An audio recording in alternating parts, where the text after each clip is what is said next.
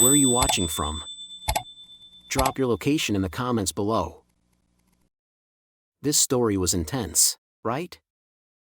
Imagine thinking you've got everything under control, only to have the truth explode in front of everyone. And don't forget, a brand new shocking story drops tomorrow. Hit that subscribe button and turn on notifications. David and Jessica had been married for nearly 10 years. They had built a life together in their beautiful 2,500 square foot suburban home, filled with memories, laughter, and love, or so David thought. In the beginning, their marriage felt unbreakable. They shared inside jokes, late-night talks, and weekend getaways that made all the stress of life feel insignificant. But slowly, things began to change. It started with small, almost unnoticeable shifts. Jessica, once so attentive, seemed distant. She began working late more often, her usual excuses vague and repetitive. "Just a big project at work," she would say, flashing a tired smile before slipping into the shower, taking her phone with her. The weekend trips, which once meant spontaneous road trips to the mountains or beach, were now work conferences in cities David had never heard her mention before. At first, David ignored the nagging feeling in his gut. He convinced himself he was overthinking, that stress from work was clouding his judgment. But the signs kept piling up. Jessica had always been open about her schedule, sharing every little detail of her day. Now, when he asked about her plans, she hesitated. "Nothing exciting," she would say, brushing him off. Then there were the phone calls. Late at night, Jessica would step onto their back porch, her voice hushed as she spoke in a tone that sent chills down David's spine. He couldn't hear the words, but he could feel the distance growing between them. The worst part? She wasn't even trying to hide it anymore. One evening, as David cleaned up after dinner, he noticed Jessica's phone buzzing on the counter. The screen lit up with a name he didn't recognize, Mike, work, followed by a message that made his stomach drop. "Can't wait to see you tonight, baby. Last night was incredible." His hands trembled as he put the phone down. His heart pounded in his chest, a mix of rage and heartbreak washing over him like a tidal wave. This wasn't just in his head. This wasn't stress or paranoia. This was betrayal. David didn't confront her immediately. Instead, he did something he never thought he would do. He started paying attention. He watched as Jessica became more secretive, more dismissive. He noted the way she guarded her phone, the way she seemed lost in thought, smiling at texts she never shared. He saw the way she no longer looked at him the same way, as if he were nothing more than a background figure in her life. For weeks, he kept quiet, letting the truth sink in. He started gathering small pieces of evidence, documenting every suspicious moment. He wasn't just a husband in love anymore, he was a man on a mission, a man who needed the truth, no matter how much it hurt. And soon, he would have everything he needed. The proof. The confirmation. The undeniable reality of the woman he once trusted with his whole heart. David knew the truth. He had spent weeks gathering evidence, piecing together the shattered illusion of his marriage. Every late-night call, every secret text, every excuse, he had it all. But he wasn't ready to confront Jessica. Not yet. He wanted the perfect moment, a way to expose her without a single doubt left behind. And as fate would have it, that moment came sooner than he expected. It was a Friday night, and Jessica was hosting her monthly wine night with her friends. It was a tradition, a group of women from her college days coming together to drink, gossip, and relive their glory years. David had always been the quiet, supportive husband in the background, making sure the house was stocked with their favorite snacks, picking up the wine she liked, and then retreating to his office to let them have their space. But tonight was different. Tonight, David decided to stay downstairs. The energy in the room was different. There was an edge to their laughter, a smugness in their voices. He sat in the corner of the living room, pretending to scroll through his phone, sipping on a glass of bourbon.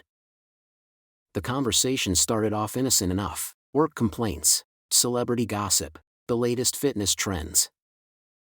But then, as the wine flowed, the topic shifted. Jessica leaned back on the couch, her glass in hand, her voice dripping with artificial sweetness. "You know, David is just so predictable," she said, tilting her head as if she were deep in thought. Her friends perked up. They loved when she talked about him. It was their favorite kind of entertainment. "Oh yeah?" Melissa smirked, swirling her wine. "How so?" Jessica rolled her eyes dramatically. "Every single anniversary, he buys me the same flowers. Roses. Can you believe that? It's like, come on, put some effort in, right?" The room erupted in laughter. David felt his grip tighten around the glass.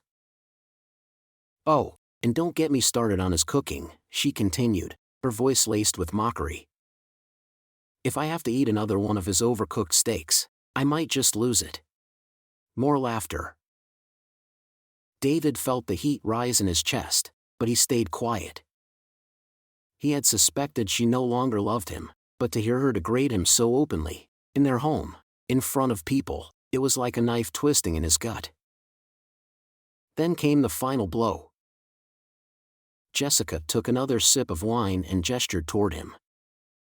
"Honestly, sometimes, I feel like I'm living with a houseplant.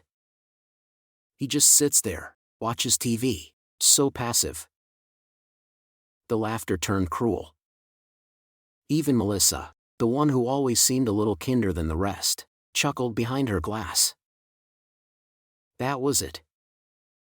The dam inside David broke, but not with rage, not yet. No, this was something colder, something sharper. His humiliation had reached its peak, and now, it was time to return the favor. He took a slow sip of his bourbon, placed the glass down carefully, and stood up. The laughter died down slightly as the women noticed him moving. He glanced at Jessica, who was still smiling, still basking in the glow of their shared ridicule. She had no idea. But she would. Very soon, she would. David felt the heat of humiliation burning in his chest, but he forced himself to stay calm. Exploding in front of Jessica's friends would only make him look weak, exactly what she expected. No, he wouldn't give her the satisfaction of a knee-jerk reaction. Instead, he took a deep breath, downed the last sip of his bourbon, and stood up. The laughter in the room quieted just a little as the women glanced in his direction. Jessica barely noticed. She was too busy basking in the glow of their shared mockery. She had no idea that the man she had just humiliated was about to turn her entire world upside down. David didn't say a word. He simply excused himself, his voice calm, almost indifferent. "I'll be right back," he said, and then he walked upstairs, each step slow and deliberate. The moment he reached his office, he closed the door and locked it. He leaned against the desk, his pulse pounding in his ears. This was it. The moment he had been waiting for. He opened his laptop and navigated to a private folder he had created over the past few weeks, a collection of screenshots, text messages, voice recordings, and photos. Every lie, every betrayal, every whispered promise to another man was right there in black and white. At first, when he had started gathering the evidence, he wasn't sure what he was going to do with it. Maybe he had been hoping Jessica would admit to it on her own, that there would be some part of her that felt guilty enough to confess. But tonight, watching her ridicule him like he was nothing more than a joke, he realized there was no redemption. She didn't regret what she was doing. She didn't care about him. And now, neither did he. David grabbed a USB drive from his desk and copied everything onto it. Then, he reached for the small projector he kept for occasional movie nights. He could already picture the moment, Jessica's confident smirk fading, her friends' laughter dying in their throats, the air shifting from amusement to pure, suffocating horror. By the time he walked back downstairs, the women were still laughing, glasses of wine in their hands, completely unaware of what was coming. Jessica looked up, barely interested. "Back so soon?" she teased. "Missed us already?" David didn't answer. He walked straight to the coffee table, setting the projector down carefully. That was the first moment Jessica's smile wavered. "What's that?" she asked, her voice suddenly sharper, more alert. David looked at her, expression unreadable. "A presentation," he said simply. A few of her friends exchanged confused glances. Jessica let out a forced chuckle. "Oh, come on, David, what?" Then, he plugged in the USB drive and pressed play. In an instant, the room fell silent. The first message flashed on the blank wall, big, clear, undeniable. "I can't wait to see you tonight, baby. Last night was incredible." The laughter was gone. Now, there was only shock. A heavy silence filled the room.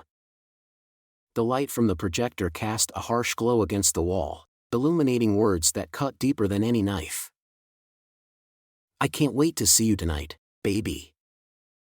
Last night was incredible." Jessica's breath hitched. Her wine glass trembled in her hand as her eyes darted to the screen. Her friends, once so entertained by her mockery, now sat frozen, their faces drained of amusement.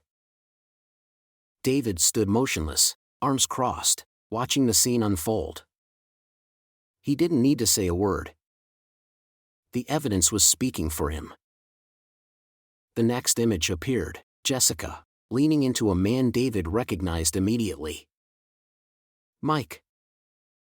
Her so-called coworker. The one whose name had flashed across her phone that night. The timestamp in the corner of the photo was undeniable. While David had been home, trusting her, Jessica had been wrapped in someone else's arms.